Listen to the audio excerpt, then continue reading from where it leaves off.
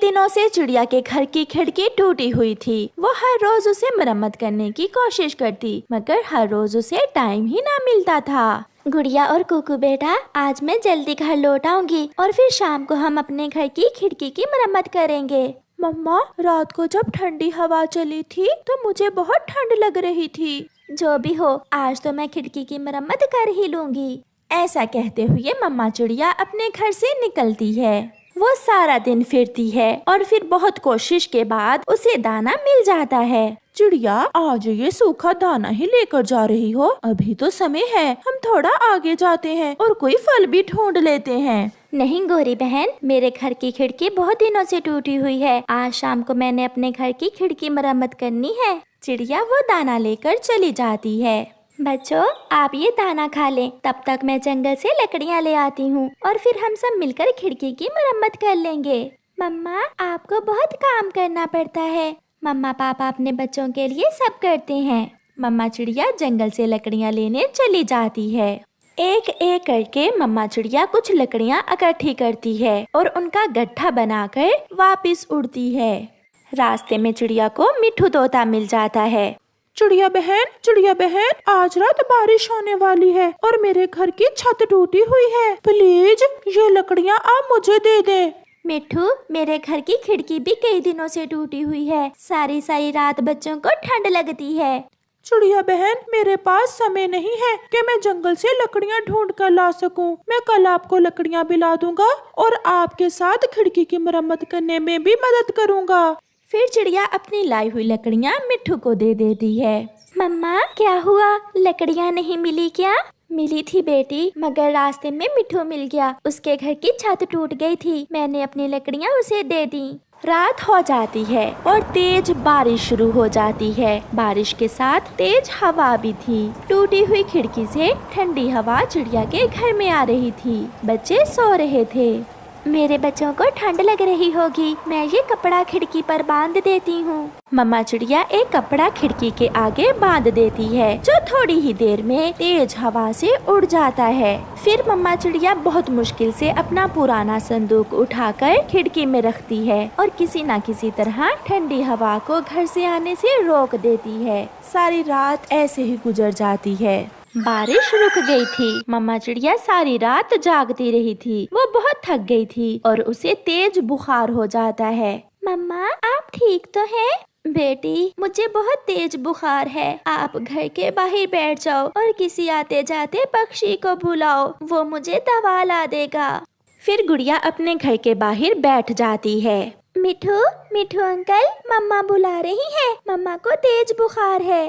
गुड़िया बेटी, मैं आपकी तरफ ही आ रहा था। मिट्ठू तोता गुड़िया के साथ उसके घर जाता है। चिड़िया बहन, अगर कल शाम आप मुझे अपनी लकड़ियाँ ना देती तो रात बारिश से हमारा घर पानी से भर जाता। मिट्ठू, अच्छा ही हुआ जो तुम आगे हो। मुझे बहुत तेज बुखार है और बच्चों को अभी उड़ना भी नहीं आता। मुझे बुलबुल से दवा ला दो। चिड़िया बहन, आप चिंता न करें, मुसीबत में दोस्त ही एक दूसरे के काम आते हैं। फिर मिट्ठू चला जाता है।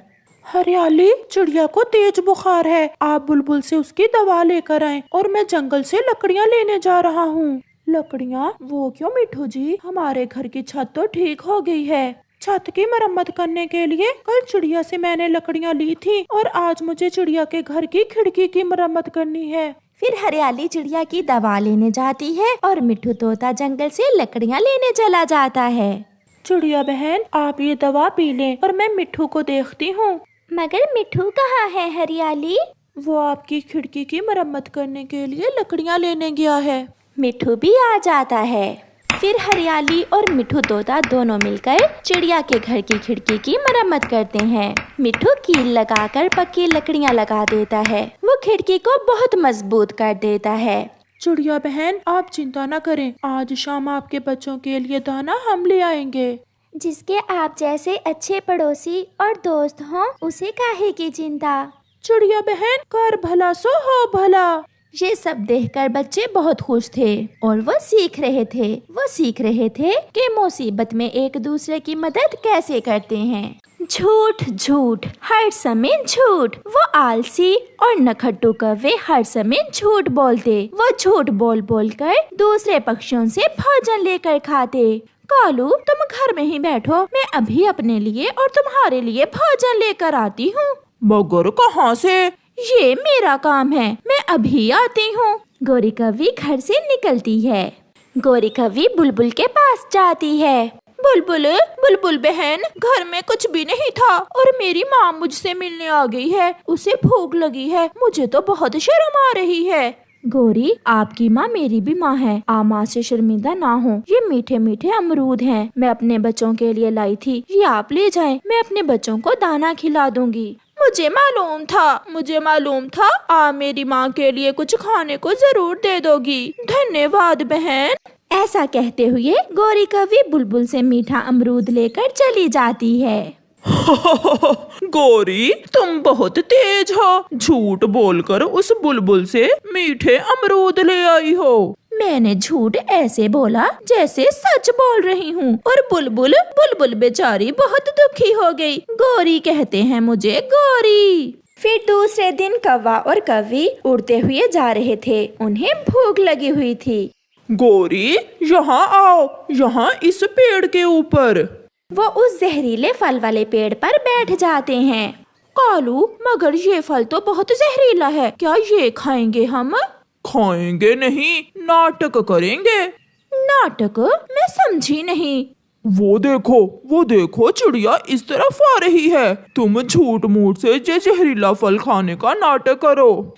फिर वो दोनों पति पत्नी वो जहरीले काले रंग के फल पर अपनी चोंच मारने लगते हैं। कौवे और कौवी, रुको, ये फल न खाना, ये फल तो जहरीला है, इसे खाने से तुम्हारी मौत हो जाएगी।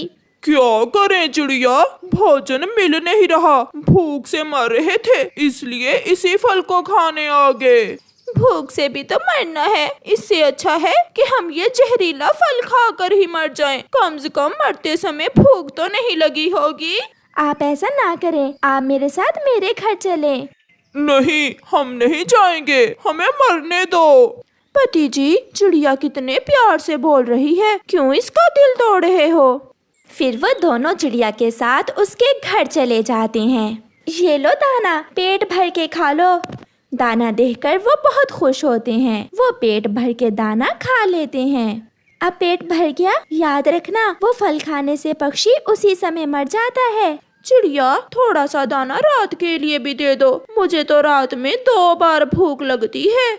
ऐसे वो कौवे पेट भरने के बाद चिड़िया से रात के लिए भी दाना ले लेते हैं और वहाँ से चले जाते हैं। अभी 2 दिन ही गुजरे थे कि कालू कौवे का मामा कालू से मिलने आ जाता है। कालू, मैं 1-2 दिन तुम्हारे पास रहने आया हूँ। हमारे जंगल में आजकल भोजन नहीं मिल रहा, मुझे बहुत भूख लगी है, जल्दी से कुछ खाने को दो। मामा जी, भोजन बहुत है, मेरा अपना खेत है गेहूं का। गोरी, जल्दी से जाओ और अपने गेहूं के खेत से मेरे मामा जी के लिए दाना लेकर आओ। कल जब मेरी माँ आई थी तो मैं ही भोजन लेने गई थी, याद है ना? इसलिए आज तुम ही जाओ अपने गेहूं के खेत में। मामा जी, आप बैठे, मैं अभी आता हूँ आपके लिए दाना लेकर। कालू घर से निकलता है। वो सीधा कबूतर के पास जाता है।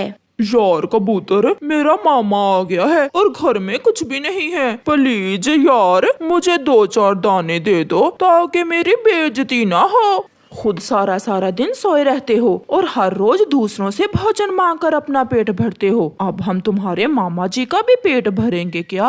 अभी तक आया नहीं मेरा भांजा, मैं जाकर देखता हूँ उसे। मामा जी भी कालू के पीछे निकलते हैं। मैं तुम्हारी विनती करता हूँ यार कबूतर, केवल 2 दाने ही दे दो ताकि मैं उस मामा के बच्चे का पेट भर सकूं। ऐसे मामे आ जाते हैं दूसरों को तंग करने।